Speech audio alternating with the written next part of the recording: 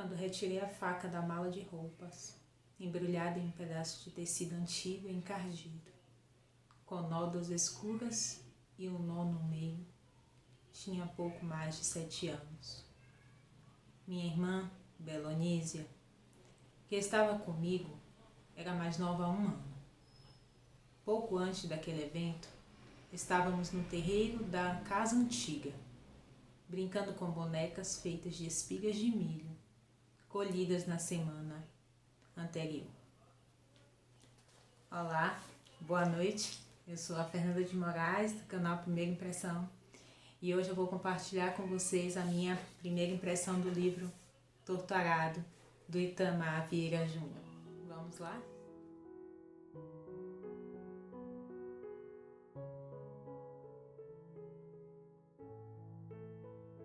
Itamar Vieira Júnior, autor, funcionário público, escritor, homem de 41 anos, apaixonado por gatos, formado pela Universidade Federal da Bahia, envolvido nos processos de retomada de terra, envolvido em atividades que envolvem o movimento Sem Terra,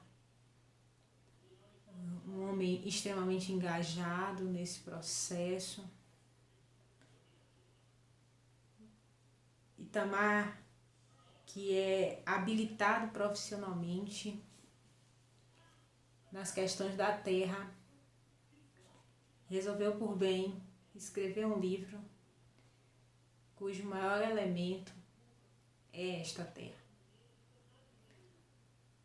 Torturado é, na verdade, o terceiro livro escrito pelo Itamar, como vocês vão poder ver ao final do vídeo.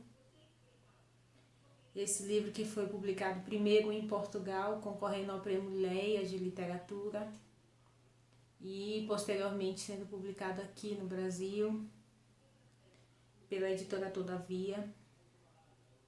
Um livro que foi premiado, além do Prêmio Leia, também pelo Prêmio Jabuti, pelo Prêmio Oceano, que são duas grandes representações da literatura de língua portuguesa e brasileira.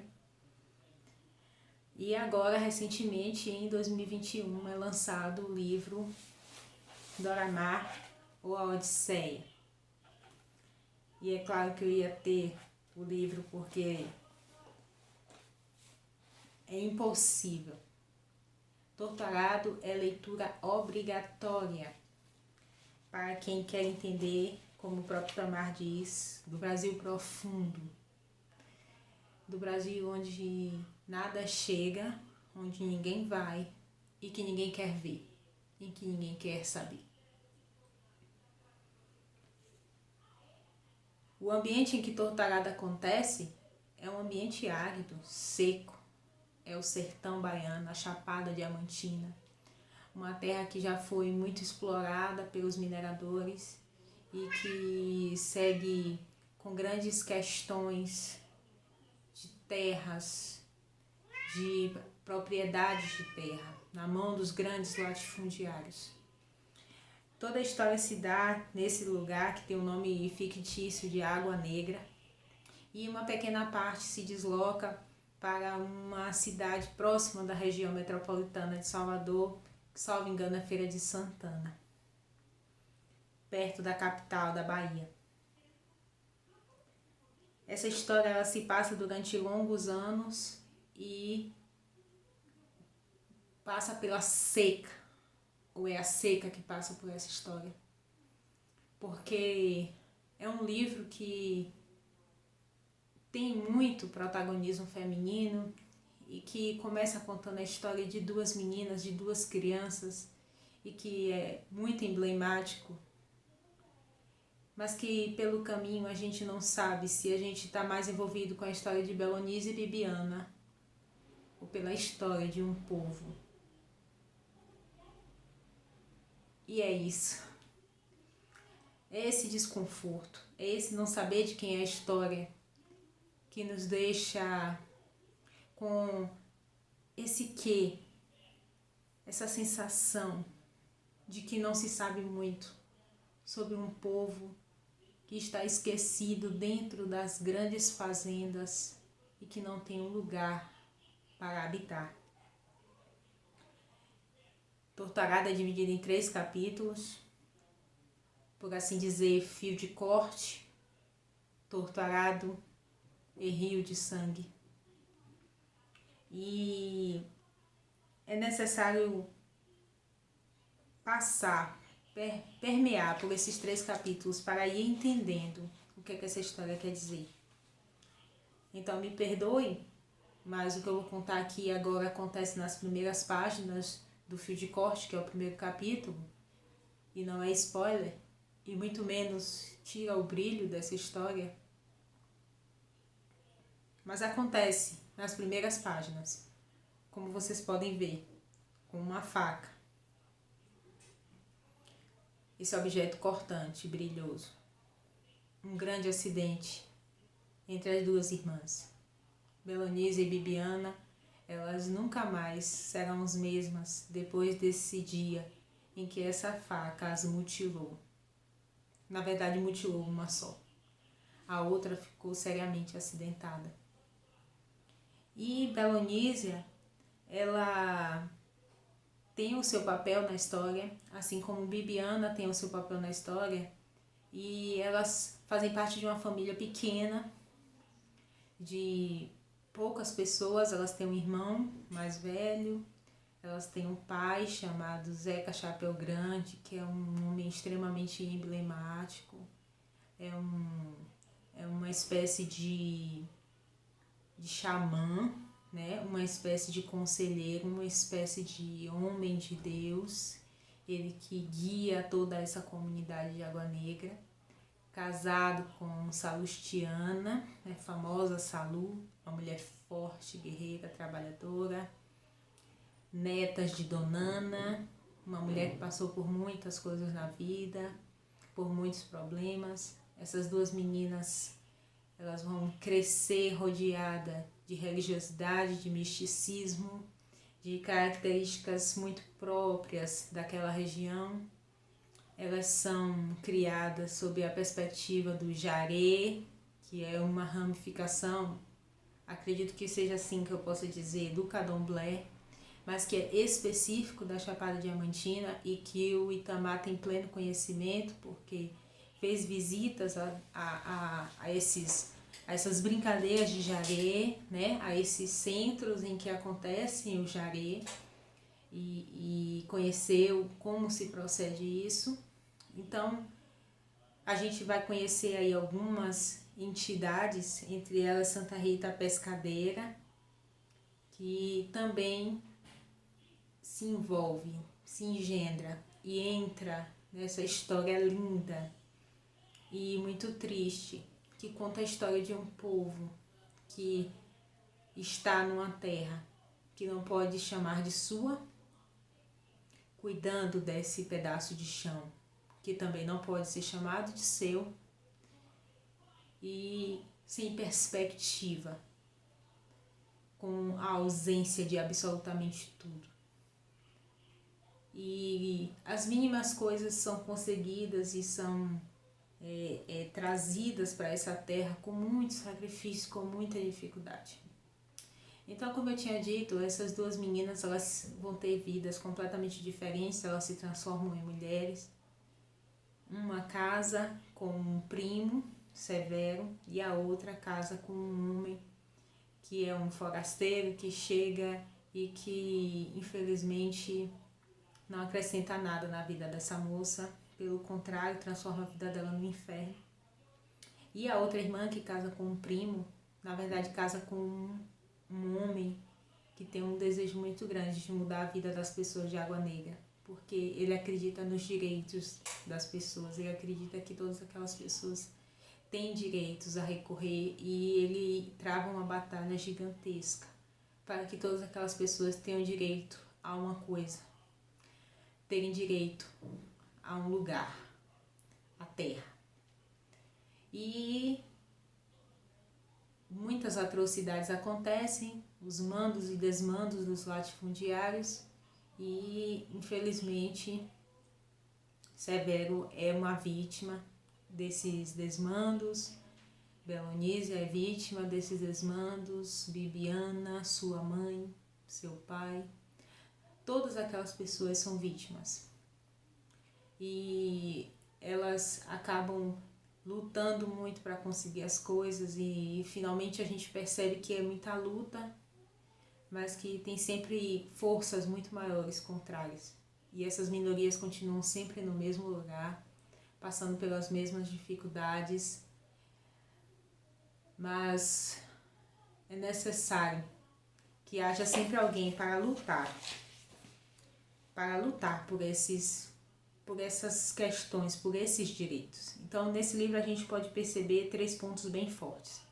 O primeiro é o protagonismo feminino, a mulher forte, essa mulher que tem seu lugar social muito bem focado, muito bem detalhado, né? O pai das meninas é um homem que ele entende o papel da mulher, coloca a mulher em um lugar de superioridade, né? A mãe dele, né, que é uma mulher muito forte, tem o seu lugar preciso, tem o seu valor reconhecido. O segundo ponto muito forte são as injustiças sociais. Não há direito à terra, não há direito à aposentadoria, não há direito a uma alimentação decente. A maioria das pessoas não recebem salário trabalhando nessas fazendas e parece uma aberração, mas é muito mais comum do que a gente pensa. E é sim um modelo escravagista, muito embora as pessoas não queiram aceitar que trabalhar em troca de comida não é escravidão, mas é sim. Quando você não é remunerado devidamente pelo seu serviço, pelo seu trabalho, você está sendo escravizado. E a terceira coisa que eu quero citar é a importância do lugar de fala dessas pessoas. Esse livro é um modo de dar às minorias uma oportunidade de fala. Eu quero trazer para vocês 3 passagens bem curtinhas para vocês sentirem o livro como eu senti. A primeira passagem é na página 41 e diz: o gerente queria trazer gente que trabalhe muito e que não tenha medo de trabalho. Nas palavras de meu pai, para dar seu suor na plantação, podia construir casa de barro, nada de alvenaria, nada que demarcasse o tempo de presença das famílias na terra. Na página 129, éramos preparadas desde cedo para gerar novos trabalhadores para os senhores, fosse para as nossas terras de morada ou qualquer outro lugar onde precisassem. A constatação que fazia era apenas em respeito à passagem de minha irmã da infância para a maturidade. E a página 225, que é uma das passagens mais lindas desse livro, que diz assim: pairo como o ar e desço como a chuva na terra. Desço lavando o sangue que derramaram sem piedade. O sangue do passado corre feito um rio. Corre nos sonhos, primeiro. Depois chega galopando, como se andasse a cavalo. A minha impressão